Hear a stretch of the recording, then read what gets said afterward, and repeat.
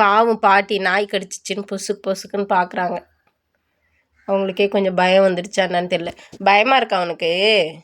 பயமாக இருக்கா? நாய் கடிச்சதுனால பயமாக இருக்கா? பயமாக இருக்கா?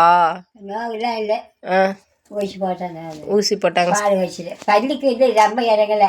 சும்மா அப்படி செஞ்சிச்சு. அவ்வளோதான். உடம்பு அப்போ இப்படி இருந்துச்சு. அப்படி இருந்துச்சா?